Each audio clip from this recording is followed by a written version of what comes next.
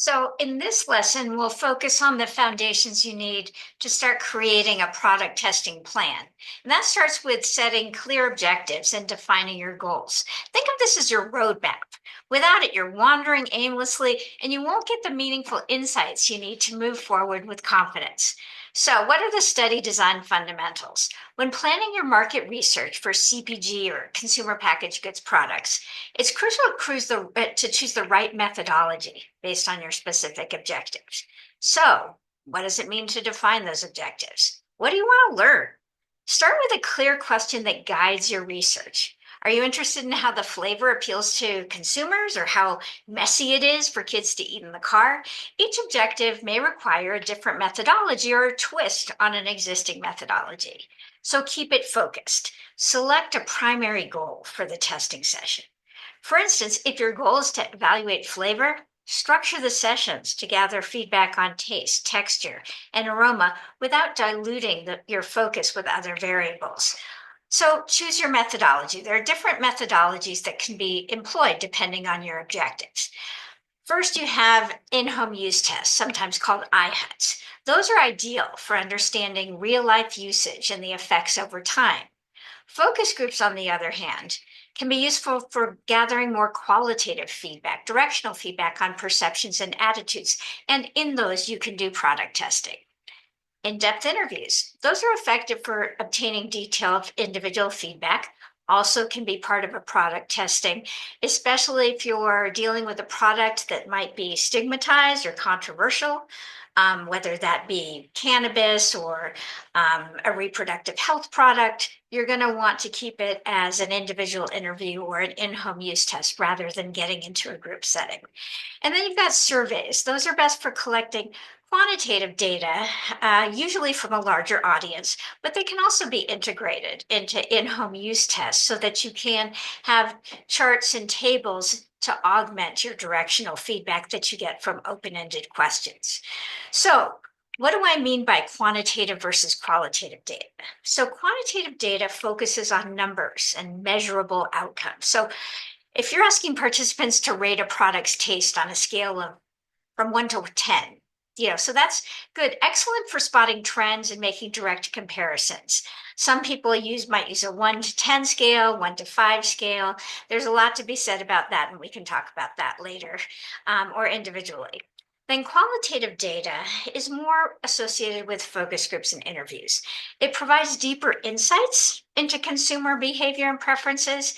It really captures the reasons behind the numbers. And the reason why I like to include both in a product testing methodology setup is because then you get the charts and tables that make a lot of people feel confident, but you also get the qualitative feedback that can reveal issues like a bitter aftertaste or something that numbers alone might miss.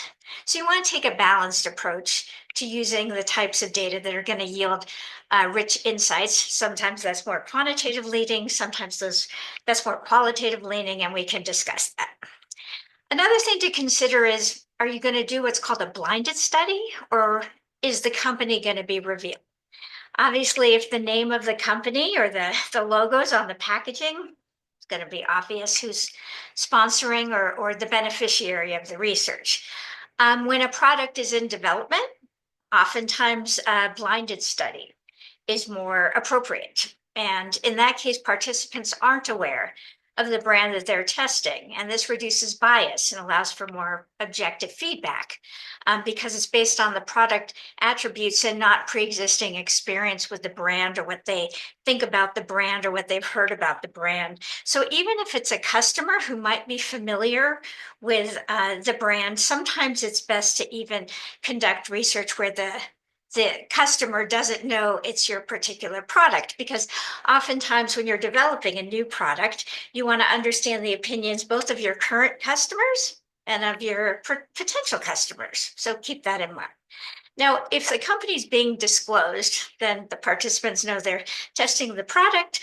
Obviously, when you're testing packaging or branding, that's going to be obvious.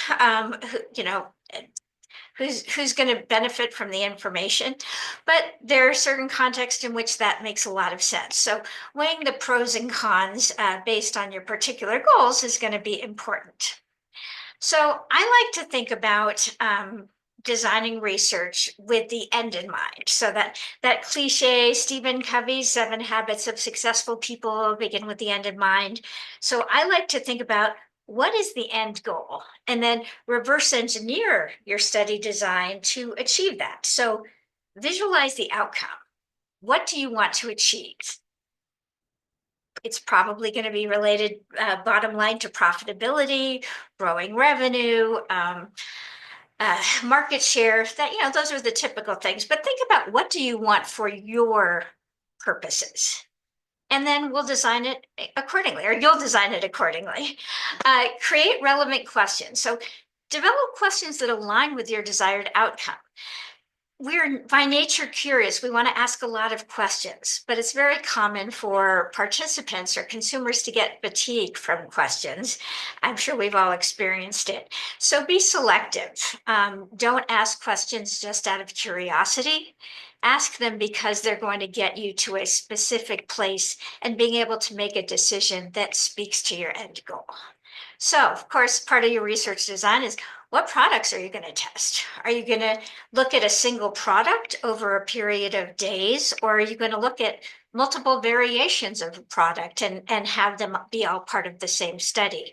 And, you may be deciding between 3 formulations or 4 flavors or what have you. So you want to think about that and limit the number of samples that you're dealing with.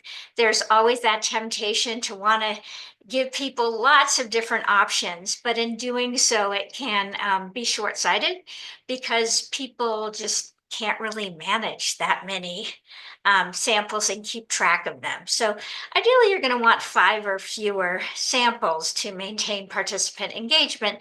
Of course, that's going to vary depending on whether it's an interview or focus groups or an in-home use test. And then think about competitive products. Sometimes it's good to keep in mind competitive products and you integrate them into a blind test so that you can get valuable feedback and compare those insights. So what about selecting a testing environment? The environment plays a big role in your research plan. The right setting can help you gather accurate, unbiased feedback. And you've got a couple of options. With in-person testing, you have more control over the variables, but obviously you're not in a person's home. So central location testing is effective for collecting feedback in a blind or semi-controlled setting. And some people will choose to test at a company headquarters, but that introduces a lot of bias and issues that can be a short-sighted financial savings. I'm a big proponent of in real life testing, and oftentimes that comes by way of what we call IHUTs, or in-home use tests. Now, just because we call them in-home doesn't mean they're limited to in-home. You can test the product in a car, with friends, at a little league game, but I mean, in-home use is usually a shorthand for saying the product's going to start in-home and you'll use it in the ways that you might if you have the product in-home. So for instance, if you're testing a snack food product that's aimed at kids, you're not just going to want to test it in-home. You're going to want to set up your questions to ask, how was it when they were in the car? Did it make a mess on the seat when you sent it to school? Did it come home uneaten in the lunchbox? Or, you ask your kid, like, what did other people think about it? Obviously that's very informal, but testing something where it's used in its natural environment, wherever that may be, is a great way to get feedback that can be lost when you're testing something in a controlled or outside the home or contrived environment. So when you're assigning resources and roles and responsibilities for this, you're going to want to be realistic. So how do you figure out your timeline? Well, you have to think about, how long is it going to take to recruit participants? How many sessions are you going to need? When are you going to analyze the data? Are there any drop dead dates that you need to work towards and think about planning in advance for, and always budget in extra time. Kind of like home remodels, everything always takes a lot longer, and sometimes it's more expensive if you don't plan ahead of time how you're going to manage some of those factors. So you're going to want to have someone who serves as a product or project manager and kind of oversees like a conductor of an orchestra, the entire testing process.